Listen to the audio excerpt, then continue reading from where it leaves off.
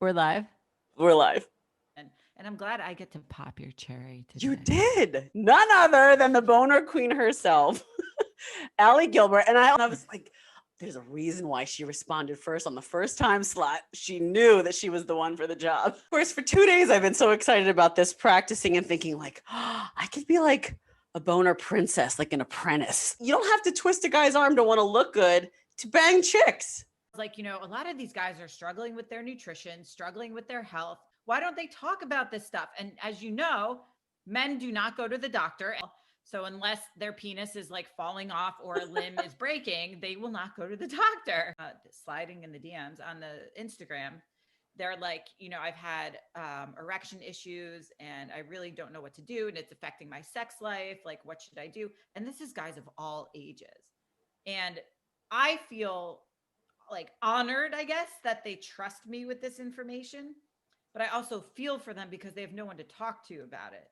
And it's become second nature to the point of like, well, this is how the penis works and this is what happens. You would think I would get more weird stuff in my DMs, but I've only gotten one dick pic from somebody.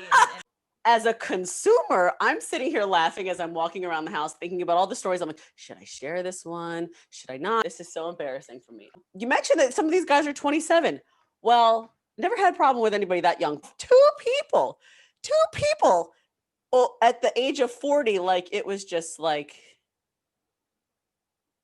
is it me? Two? In the same week? Now I really sound like a terrible person. But I'm like, am I the Black Widow of penises over 40? What is happening? And then, whatever.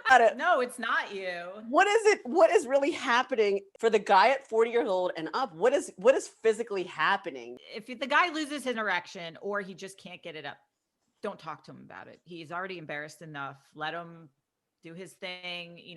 Just don't think it's you. Don't get upset, because he's likely in his head extremely embarrassed that he can't fulfill you and satisfy you and show that he's a guy. I hope my mom's not listening. I hope she is.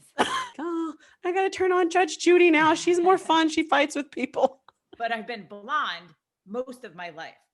So I know what the perception is of somebody who is blonde and not completely ugly can be. So you have to hype up the intelligence factor.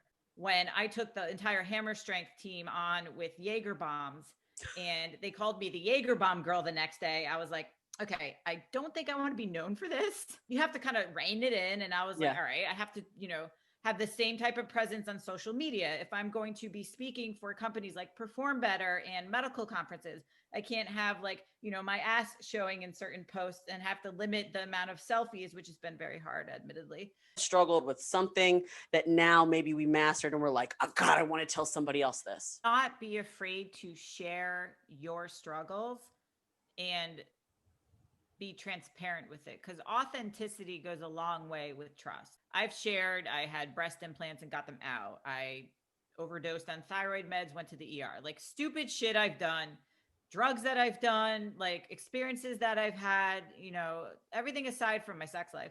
Like, I don't mind. I'm an open book, because then people are like, oh my God, I'm so glad you talked about this because I've had this problem. I want to thank you so much for popping the podcast cherry. Comment, like, and share. In fact, I had an actual thought yesterday that my friend Paula, she doesn't know this yet. I mean, she knows that I'm going to bring her on, but she is a sex therapist with couples therapy.